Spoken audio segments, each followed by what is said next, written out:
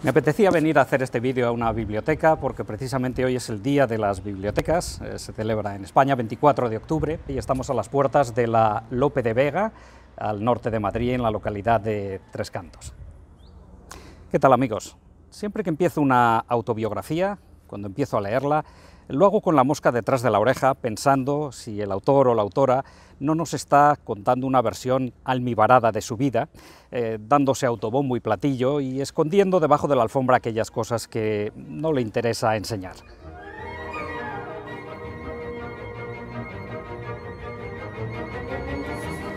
Bueno, pues se puede decir que en este libro ocurre exactamente lo contrario. Es una autobiografía de los años de juventud de Paul Auster, se llama Asalto de Mata, y la verdad es que hablando del bombo y platillo en las autobiografías, en este libro parece que realmente el texto lo hubiera escrito una novia despechada o un enemigo de Paul Auster, porque no es sino una colección de fracasos, de su propia inexperiencia, su bisoñez y de los apuros que pasa para llevarse el pan a la boca, de ahí el título, Asalto de Mata.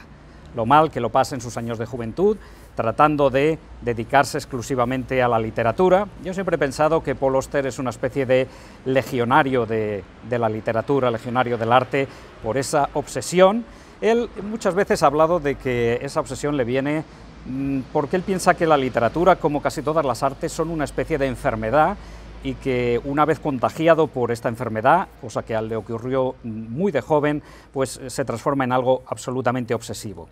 Y de esta manera, aunque él no tuvo ningún éxito en esos años de juventud, y lo pasó bastante mal, francamente mal, en cuanto al tema económico, pues él nunca lo dejó por esa especie de obsesión, esa especie de infección que uno contrae cuando te gusta un arte, en su caso la literatura. Paul Auster tiene una vida muy variada y por eso el libro se hace muy interesante de leer, aunque curiosamente no tiene capítulos. Es un libro de 200 y pico páginas, sin una sola interrupción. Y aún así el libro se hace muy interesante porque nos narra en primera persona una vida, como digo, muy variada, una vida en la que él, en sus años de juventud, trabaja en muchísimas actividades distintas, desde cocinero o limpiador de baños en un petrolero que curiosamente tiene un nombre tan artístico como Florencia. Trabaja también en Dublín, se va hasta París, a París viaja con una beca de sus primeros años de universidad, también viaja al norte de Italia, vuelve a Estados Unidos y es entonces cuando él teme que le vayan a alistar para la guerra de Vietnam, que por entonces libraba Estados Unidos, y se vuelve a ir una segunda vez a París. Allí vive la vida de un artista pobre, un artista enamorado del arte en la Ciudad de la Luz, y también tiene un encuentro con un productor de cine muy curioso, adinerado, pero un tanto estrambótico. Escribe un guión para él, precisamente para una de sus películas. Para escribir ese guión se tiene que desplazar hasta México. Después de escribirle el guión, este productor tan rocambolesco, al que llama Señor X porque no quiere dar a conocer su identidad, le ofrece trabajar como actor y no le encaja el tema, y Auster decide seguir dedicado a lo que le gusta, que es escribir tanto poesía como prosa. Hacia los 20 años decide abandonar la prosa. Él ha escrito en sus años de juventud como unas 1000 páginas, que conserva sin pasar a máquina, escritas a mano en cuadernos. Todas esas páginas las abandona de algún modo para dedicarse exclusivamente a la poesía cuando cumple los 20 años. Algo cambia en su vida a los 23 y es que su padre muere repentinamente y entonces él decide volver a la prosa. Es entonces cuando escribe su primer libro de éxito, el libro que le consolida como autor de prosa, que es La invención de la soledad. A menudo, al ser entrevistado, Paul Auster habla de la juventud como una fase en la que se va ganando experiencia, se va consolidando una carrera y se van dejando semillas de lo que después va a ser la obra de cada artista o de cada persona en su trayectoria profesional.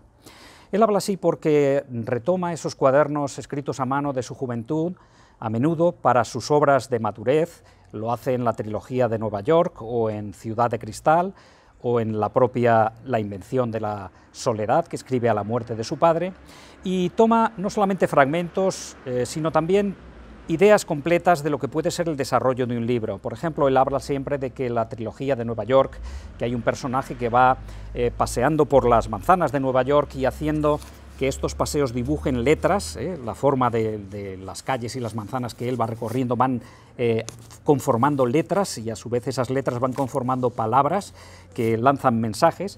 Bueno, pues esa es una idea que él tomó de esos cuadernos de juventud que tenía perdidos por algún cajón y, como digo, a los que nunca había hecho caso.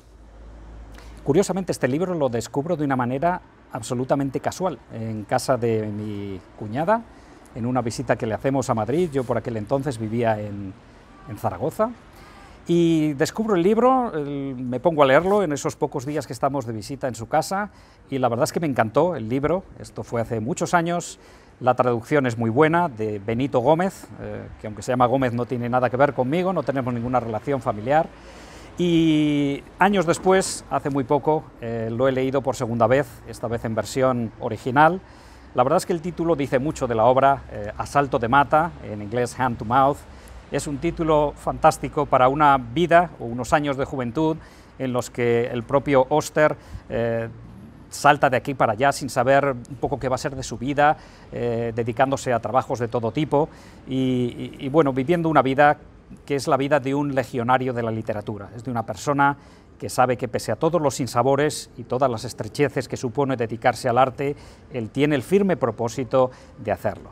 Una historia sin ropajes, escrita con mucha humildad, una sucesión de fracasos que, como digo, podría perfectamente haber sido escrito por una novia a la que Paul Auster ha dejado en su juventud. Que lo disfrutéis.